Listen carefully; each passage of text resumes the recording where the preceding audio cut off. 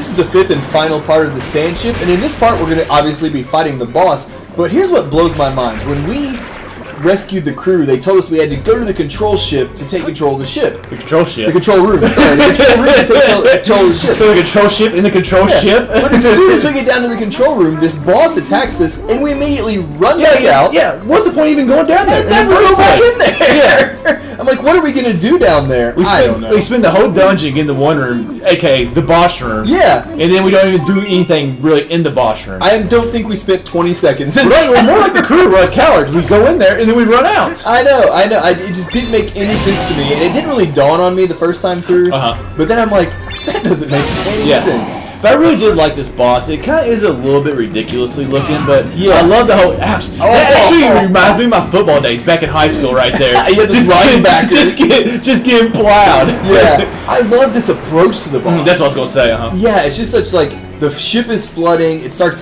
tilting in all the different directions. You got the barrels coming after you. The overhead lights are swinging. Yeah. I just think it was a really creative and something like we talk about the approach to bosses sometimes really adds to it. Oh, it does. It does. This is one of the best. Yeah, I like when a boss doesn't take place like just in one area. Yeah. I guess you could say like this place. It really takes place. Yeah, maybe a little mistake right there. It happens. But this really takes place throughout the entire boat. So I just love that little concept of putting like the boss in different areas of the dungeon. Yeah, it really was a great idea, and I like the fact that he could. Those barrels nail you. They get you. It's like Donkey Kong all over again. But it's like the boss can even hurt you even before you get to like the main fight. Yeah, Which obviously is kind of a pain too if you screw up. But this really is. I mean, I would consider this the main fight. I mean, it's kind of like a build-up, but it really is the main fight because you gotta get through this part to beat the boss. And I just love how like the floors are falling apart around you. I had to make the jump right there. Yeah, that was really cool.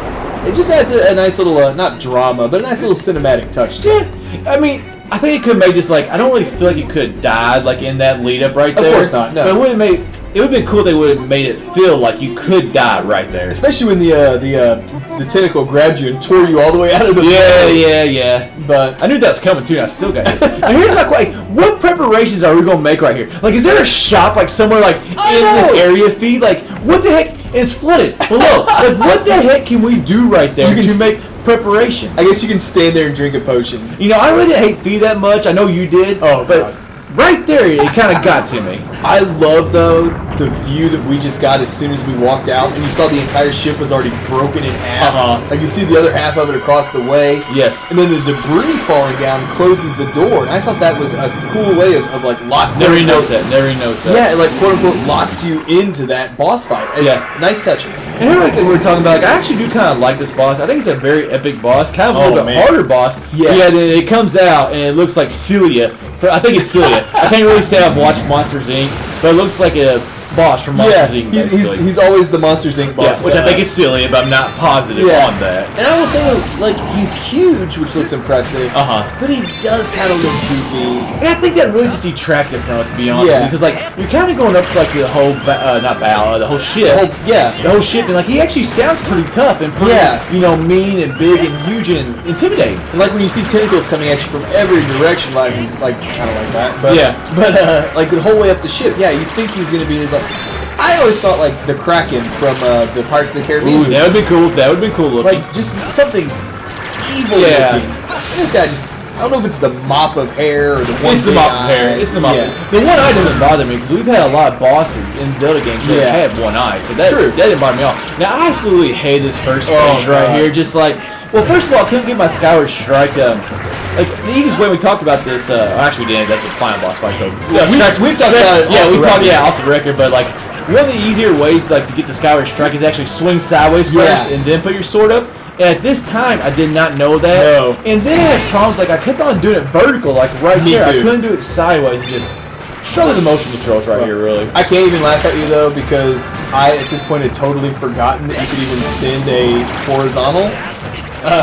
Skyward Strike. I would have loved to watch this boss fight be in red. Dude, I know that this part ends up being one of the longer parts that we have because it is a longer boss fight. It's a little bit of the operator too on this one. Of course. But man, this boss probably took me a half hour. Yeah, yes. And 2/3 of it was this stupid stage. Well, I mean, to do the horizontal strike, like, I mean, you got to pretty much go all the way down to your side. If you're laying back on a couch, you're not going to do it. No, not at all. And like I said, I just totally forgot you even could do it. Yeah. It was not good. Now, one thing that drove me nuts was I thought his eye was actually really hard to hit with him moving around all the time. It was between him moving around and I feel like the ship is moving a little bit too. It is a little bit, But it definitely made it tougher to hit that eye. Yeah. I love that squishing sound it makes when you miss, so it's like...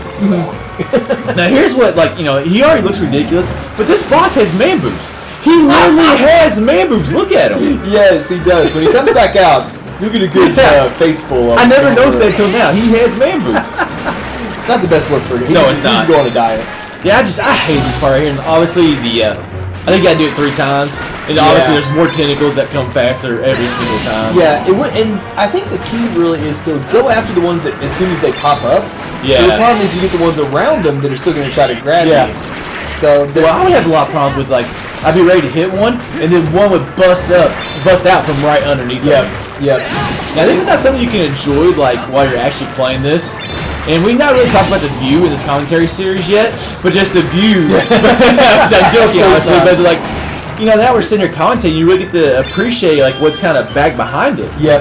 And we've obviously always talked about how much we love like the ocean view and everything on the outside, but now we're seeing this rain as well, which is similar to the final fight also. Yes, and as we mentioned, like the ship that's broken in half on the other side, it's just, it really made for a fun atmosphere, but I think the rain and the lightning really gave it that sense of like evil, like epic feeling to it. With that kind of purple glare in the background, maybe a little bit of a George Mask feel to it. You know, like not really close, but just a little bit. And a big purple boss at that. Yeah. Now that guy does not give me any feeling of a George Mask. Well, the George Mask is kind of creepy, and this boss definitely is creepy looking. So you got that going for him, I guess. He's saying he's more goofy than creepy. I do love that ship cut in half though. That does look really cool. It does. I remember the first time just walking out that door, and of course you're expecting to see a giant boss, and you see that other half of the ship, you're like, whoa, this guy had his way with him. Now here's what I don't understand. Like when his tentacles fall down right there, you would think they hurt you. But they basically come down straight on top of you, and they don't hurt you at all. I mean, God knows they hurt you enough that every other part of the exactly. every other part of the fight. Are those his feet? Oh, they must be on his head. I guess coming up through the ship. Oh, I'm assuming that's what they are. We never see the rest of his body other than just his man boobs, of course. And we haven't mentioned yet, but an outside boss fight, and we always love outside boss fights. Oh yeah, Argorok was a great example. Help me out here.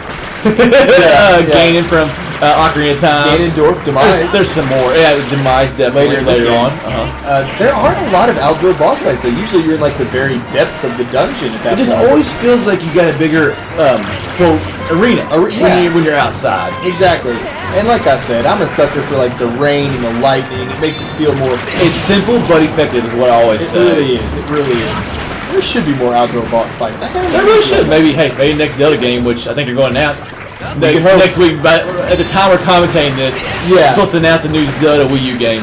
We can only hope. We can only hope. Not to be on topic or anything right there, but we've been in this stage. 2-3 years from now, people will be watching this video like, what are they talking about? They came out 20 years ago. That or they'll be saying, no, there was no new Zelda game. These guys don't know what they're talking about. God, that'd be depressing. Speaking of depressing, we've been on this stage of the fight for about 6 minutes. It is really. We're starting to kind of blabber, as you can tell. Yeah, but I think this is we finally get him out of this stage right here. Yeah. Well, he also gets hard to hit like the farther you get into him. Like right here, I mean, he's starting to move quite a bit more. Yep. And you think like the further away from him you are as well, to common sense, it's harder to hit his eye as well. I definitely found that out. But it's also hard, I thought, to move away from his tentacle arms. Yeah. Like the closer you got. Exactly. It seemed like it's easier for him to hit you, and they also seem like they came a lot faster, too. Yeah. It's a balancing act. Now, I did like the second part right here. Like, where he's like breaking the ship and sinking it. Yeah, and then you try to run up this thing, you got barrels coming at you again. Yep. Plus you see his tentacles coming down on the sides. I still thought you could climb up this thing right here. You can see me trying to climb up that thing. I did too. I'm like, okay, apparently you can't do that. I made the exact same mistake. Now, absolutely, I love the first deck that we fought on, but for some reason, I just like this deck so much more. I don't know why. I just like it more. I'll tell you part of why I loved it, and it comes into play after we beat the boss. The symbol there right in front of him is one of the symbols of it's a recurring symbol in Zelda games. Yeah, it's like one of the three the symbols. Like it's like one's like the green, blue, and purple.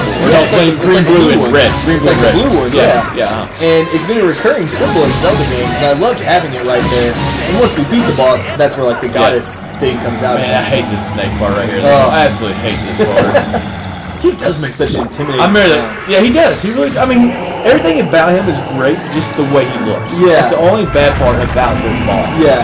This stage, actually, the rest of the fight entirely is so much easier than that first part. That first part was pretty hard. Usually the second phase is a lot harder. Yeah. This, as long as you keep swinging your sword to get those snakes. Oh man, that would drill me right there. And it kind of reminds me almost of like a God, that one got you too. Yeah. Of like a Hydra. It's like the many-headed like dragon.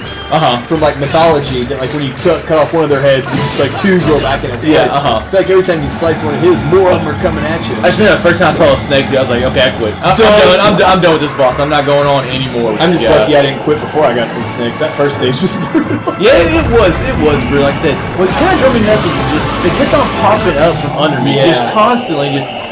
There was just. I mean, we're not the best Zelda players. No. There was just too much going on in that very first beginning part with just stuff popping out from everywhere. Another thing you mentioned, really liking this upper deck of the second stage of the fight.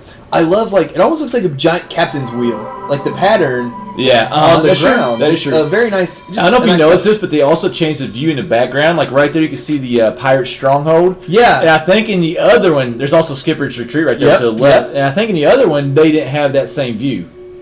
I don't think so. I'm not positive on that though. Well, I do think you're on the other side of the like the back area now instead of the front. So because I think the other direction's the other half of your broken ship. Yeah, that's true. That is true. Man, how mad is that skipper gonna be when he sees this ship? Hey, dude. Here's your ship, buddy. I saved it for you. It's gonna take a tad bit of repair work to get going. The good news is we got the pirate out. yes. The pirate is gone. But I mean, even though it was a tough, long boss fight, this was easily our favorite dungeon in the game, and this wraps up the Sandship.